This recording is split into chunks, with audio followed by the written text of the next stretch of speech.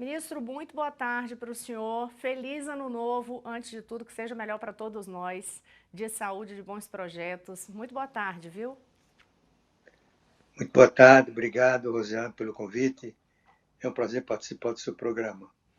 Ministro, eu vou começar a soltar aqui algumas declarações, inclusive, que foram feitas hoje pelo ministro da Fazenda, Fernando Haddad, para o senhor avaliar com a gente, porque o impacto que houve hoje, por exemplo, no mercado financeiro foi significativo. Tanto por causa das primeiras medidas adotadas pelo governo Lula já a partir deste domingo, dia 1º, quando o presidente tomou posse, como com o discurso do novo ministro hoje. Então, ressaltando que no discurso de Fernando Haddad hoje, ele buscou passar uma mensagem de responsabilidade fiscal, responsabilidade com as contas públicas, combate à inflação e prioridade social.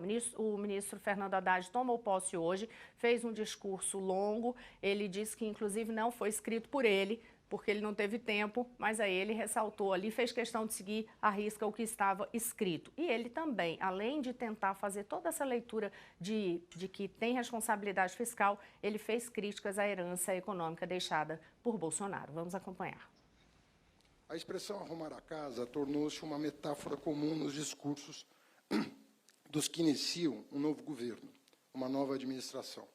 Mas eu ouço dizer, sem o receio de cometer exageros, nós estamos mais próximos da necessidade de reconstruir a casa, mais do que simplesmente arrumá-la. Faço menção específica aos atos de política econômica praticados em 2022. Foram duros golpes que foram desferidos contra o povo, eleitoreiramente. Não apenas contrariam o bom senso e a recomendação técnica da própria economia, foram deliberadamente irresponsáveis para tentar evitar o inevitável, a derrota desse projeto autoritário. Mas, mais do que isso, no dia 30 de dezembro, foram capazes de publicar no Diário Oficial 2 decretos que darão mais de 10 bilhões de reais de prejuízo aos cofres públicos. Esses são os patriotas que deixam o poder. O custo, senhoras e senhores, é conhecido. 3% do produto interno bruto do Brasil foram gastos em aumento irresponsável de dispêndios e em renúncia fiscal. Estamos falando, portanto, de um rombo de cerca de 300 bilhões de reais provocados pela insanidade. Nós não aceitaremos esse resultado primário previsto na atual lei orçamentária, que prevê absurdos 220 bilhões de déficit no orçamento de 2023. Vamos trabalhar arduamente para rever todos os atos que eu, inclusive, considero ilegais que provocaram essa situação.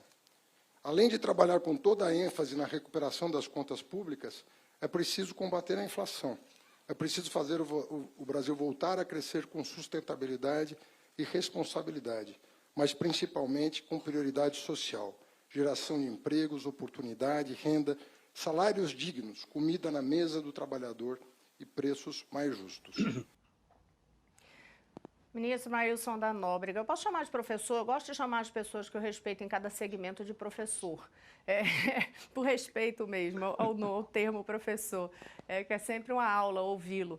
Deixa eu saber uma coisa com o senhor. Esse primeiro trecho, eu separei outros trechos para trazer aqui, mas ele fala a respeito do que ficou deixado por Bolsonaro nessa área econômica. Foi tão ruim assim mesmo, ministro? Olha, ele tem razão em muito do que ele falou, né? Nós tivemos a PEC dos precatórios, que é um absurdo, é uma violação de direitos de propriedade, direitos líquidos e certos, as emendas constitucionais para aumentar gastos, abrir espaço no teto de gastos para despesas de natureza eleitoreira, né? Tudo isso foi muito ruim. Foram sinais equivocados, né, de uma equipe econômica que se dizia liberal. Né? Outra coisa que o ministro tem razão são as desonerações. Eu acho que ele se refere especificamente às desonerações do IPI. E a administração anterior justificou essa desoneração como um processo de reindustrialização. Aí é duplo erro, né? Primeiro porque o IPI é o imposto sobre o consumo, isso não é custo para as empresas, elas podem repassar isso aos preços e, portanto, achar que o Brasil vai reindustrializar, transferindo renda para os consumidores, eu acho que é um grande equívoco, né? Enfim, e além disso, cerca de 2/3, ou 3/4, melhor dizendo, do IPI pertencem aos estados, municípios e fundos regionais de desenvolvimento. Portanto, a equipe econômica fez bondade com o chapéu dos outros, né? Isso reduziu a arrecadação, a participação que essas entidades têm na arrecadação federal do IPI. É bom que se diga, pela Constituição, o IPI é apenas administrado pelo governo federal, mas ele pertence às 3 esferas de governo. Portanto, o ministro usou um direito dos municípios e dos estados para fazer bondades com redução de tributação, né? Eu acho, portanto, o ministro exagera um pouco, é normal nisso, né? Ele está querendo transferir um peso muito maior do que deveria para o governo anterior, mas, no geral, eu acho que ele tem razão. Quando a gente fala sobre a PEC, as medidas que foram adotadas no ano passado, que garantiram o Auxílio Brasil de R$600, e já naquele período bem das eleições que gerou toda uma série de críticas, entre outras medidas que ocorreram, isso tudo contou. Eu sei que não é a sua praia muita questão da política especificamente, mas não tem como dissociar uma coisa da outra. De toda forma, isso contou com o apoio do PT lá no Congresso Nacional. E ainda por cima, agora já no período da transição, a própria articulação do governo Lula para a aprovação da PEC que garantiu a prorrogação desse auxílio. Então, como entender, né? Como fazer a leitura disso? Porque vem a crítica, mas na verdade foram medidas que foram aprovadas com o apoio do próprio grupo político deles. Esse é um bom ponto, Rosiana. Na verdade, há uma contradição entre a fala do ministro, que não aceita que o déficit primário atinja mais de 200 bilhões de reais, e a ação do seu partido para ter 145 bilhões de gastos adicionais no teto de gastos, né, excluídos do teto de gastos, mais 23 bilhões que podem ser gastos com excesso de arrecadação, embora seja estranho que um país em déficit possa usar excesso de arrecadação para gastos, né? Então, são 169 bilhões. Portanto, como que um governo que se programou, lutou, se articulou para poder gastar 169 bilhões de reais, esse mesmo governo disse que vai cortar gastos, né? Realmente aí é uma contradição. Ele diz que, inclusive, também nessa questão dos gastos, ele não aceita a previsão como está, né, especificamente, de como que vai ficar o déficit fiscal no país. Ele não aceita aí a projeção da forma que está de contas públicas. Eu vou trazer aqui uma outra sonora dele, que é quando ele fala sobre... Ele faz um esforço mesmo de falar em resgatar a confiança, né, resgatar essa confiança na economia brasileira. Vamos acompanhar, até porque ele fala que não vai ter estado obeso. Vamos ouvir qual foi esse contexto todo. Assumo com todos vocês o compromisso de enviar ainda no primeiro semestre ao Congresso Nacional a proposta de um novo arcabouço fiscal que organize as contas públicas pelo longo prazo. Um Estado forte não é um Estado grande, não é um Estado obeso, é um Estado que entrega com responsabilidade aquilo que está previsto na Constituição.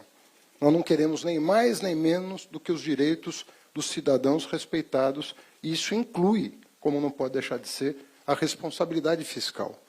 Essas coisas têm que caminhar juntas. Eu afirmei recentemente em entrevista que não existe política fiscal ou política monetária, isoladamente. O que existe é política econômica, que precisam estar harmonizadas ou o Brasil não se recuperará dessa tragédia.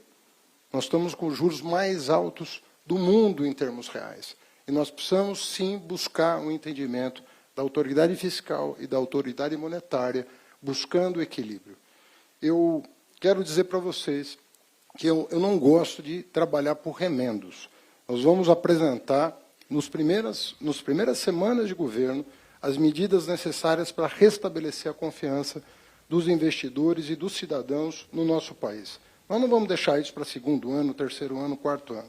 Nós vamos resolver isso logo. Obviamente que há uma instância política, que é a Presidência da República, que define o ritmo e que define os rumos do país.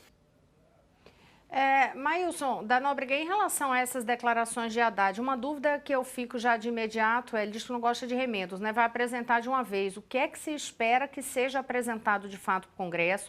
Por exemplo, todo ministro que assume a área da Fazenda diz que vai trabalhar pela reforma tributária, isso de fato nunca avança. O que esperar, hein?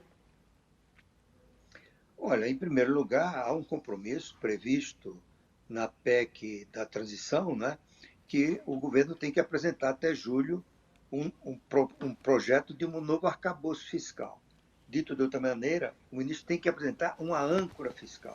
E aí não começam as dificuldades dele. Né? O discurso dele é perfeito, eu acho que é um discurso responsável, atende expectativas do mercado, mas quando começa a confrontar o que o ministro diz e com a realidade do discurso do presidente, das declarações que estão sendo feitas por vários ministros, né, todos na direção do gasto, e o presidente da República disse no seu discurso de posse que o teto de gasto é uma estupidez.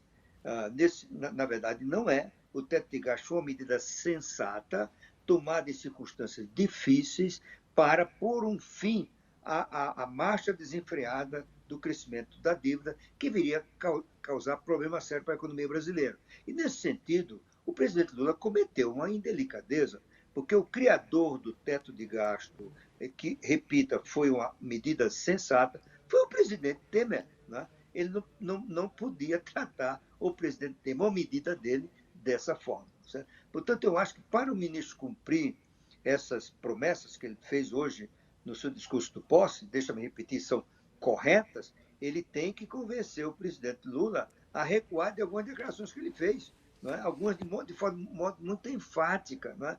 Então, eu acho que isso vai ser um problema para ele. Né? Espero que, até torço para que o Lula reveja essas declarações que fez sobre questões fiscais, sobre questões de intervencionismo, sobre o uso das estatais que estão fora da realidade. Né? Portanto, o ministro tem uma tarefa dupla. A primeira, de convencer os mercados que o que ele está falando é para valer, e segundo, para que isso aconteça, convencer o presidente Lula a rever o seu discurso intervencionista, de certa forma irresponsável, no campo fiscal.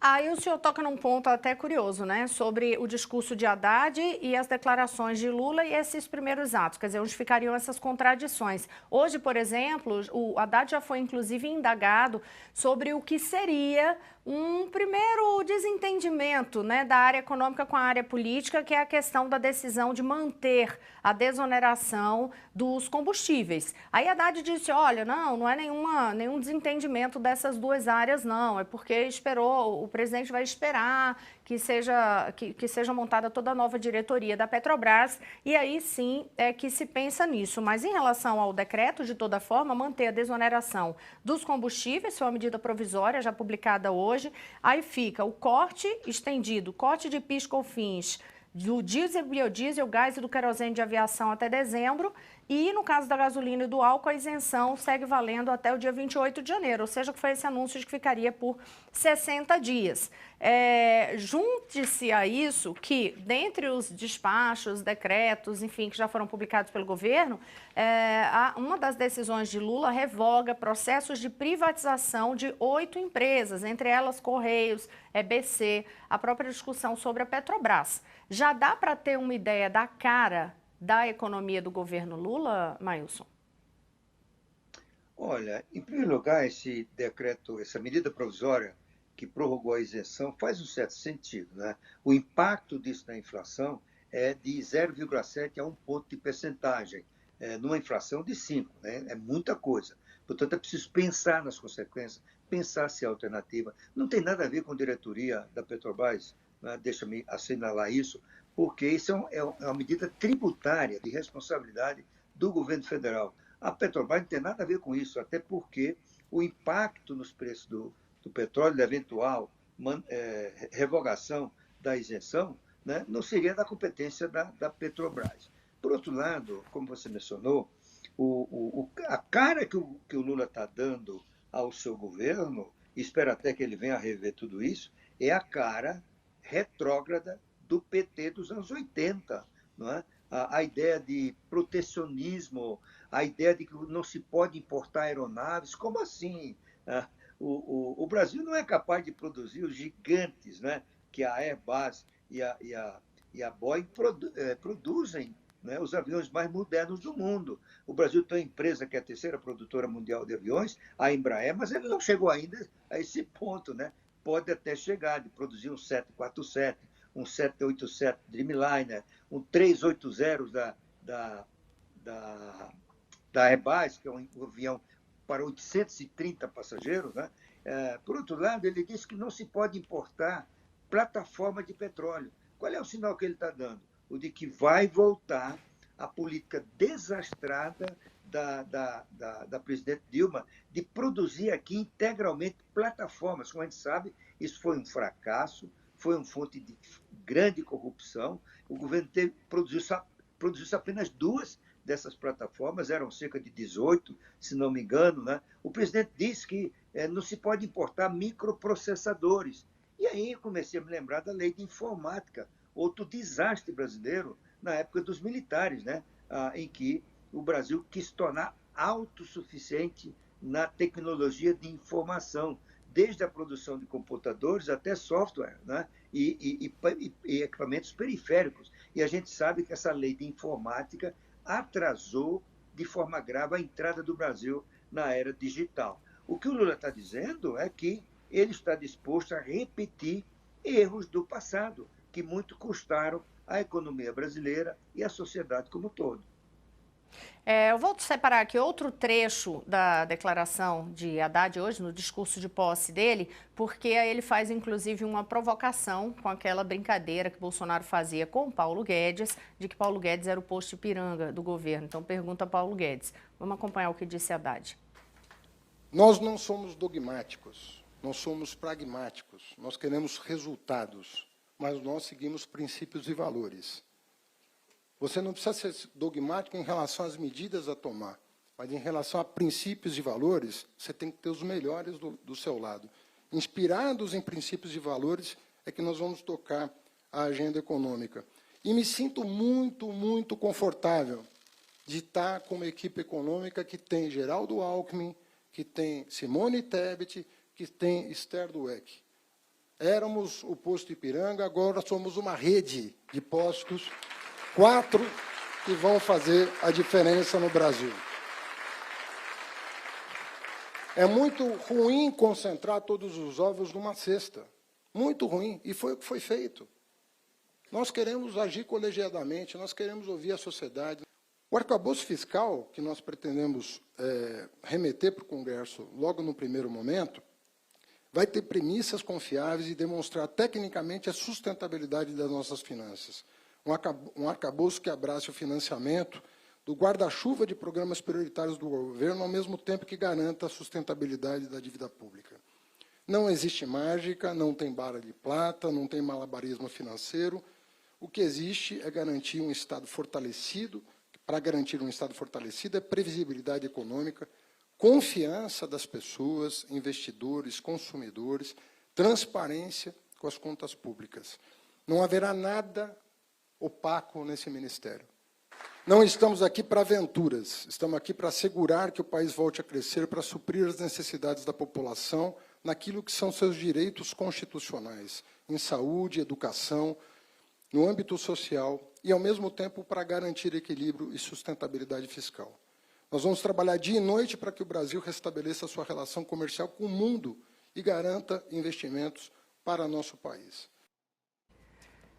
Agora, a sua avaliação, inclusive, sobre essa declaração. Uma que não é posto Ipiranga, a outra não estão aí para aventuras. Olha, Rosiane, é uma brincadeira que ele fez, né? Eu acho que não é relevante no discurso dele. O que é relevante são as ideias que ele está defendendo. Volto a repetir, são boas ideias. Eu diria que eu assino embaixo dessas ideias de responsabilidade fiscal, de restaurar a confiança, de mostrar que não é dogmático, é pragmático. Tudo isso é muito bom. O problema é como isso vai funcionar na prática, tá certo?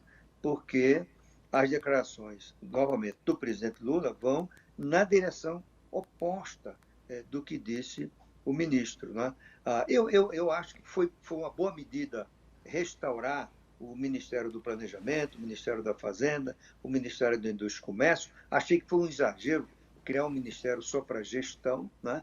Eu critiquei de forma muito enfática a ideia de criar um Ministério da Economia, isso já tinha dado errado no governo Collor. Né? A concentração cria problemas de coordenação, cria problemas de articulação, provavelmente criou ineficiências, né? Mas era a ideia do ministro de então, que ele queria ser poderoso, e ele confundiu quantidade com qualidade. Né? Na verdade, um dos ministros da Fazenda mais poderosos do Brasil foi o ministro Delfim Neto, né? E ele era apenas ministro da Fazenda, ou seja, ele sabia articular, ele sabia se concatenar com as diversas áreas do governo, com o sistema político, e com isso tinha muito poder, né? E era muito eficiente. Então, eu acho, novamente, deixa eu repetir isso, como se diz, a prova do pudim é saboreá-lo. Né? Então, a prova do que o Haddad está prometendo, que, repito mais uma vez, são ideias na direção correta, a prova está em sua execuibilidade dentro do próprio governo. Né? Como ele vai convencer o presidente Lula a mudar um discurso que, de certa forma, é contrário ao que ele declarou várias vezes hoje no seu discurso de posse. Ele até faz essa menção também, um gesto político ali, agregando o trabalho de Tebet, né? Que a gente sabe que tem ele e a Tebet tentando mostrar ali a cara e ter um foco de fato decisivo na economia já com vistas a 2026. Aí ele faz aquele gesto político também, citando o Alckmin, citando Simone Tebet, citando a Esther. Mas, no final das contas, a decisão, mesmo tendo todo esse partilhamento aí de funções, a decisão é de Lula, né? É de quem está no comando geral, né? Sim, Rosé, como muitos já têm assinalado, né, existe um potencial de conflito entre o planejamento e a fazenda. Né? São ministros que, tudo indica, estão fazendo um esforço grande para se articularem conjuntamente, para trabalhar de forma harmônica, mas são ministros que têm ideias diferentes. E ambos, em tese, são presidenciáveis para 2016. Certo?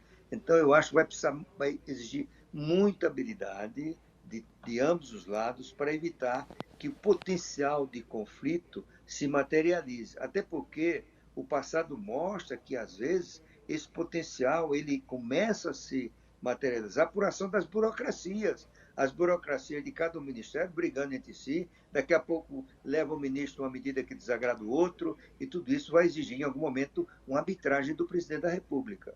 Eu espero que as declarações de amizade, de respeito mútuo que tem prevalecido tanto no discurso da ministra Tebet quanto do ministro Haddad, eu espero que isso se transforme num ambiente harmonioso em que todos trabalhem para o bem comum.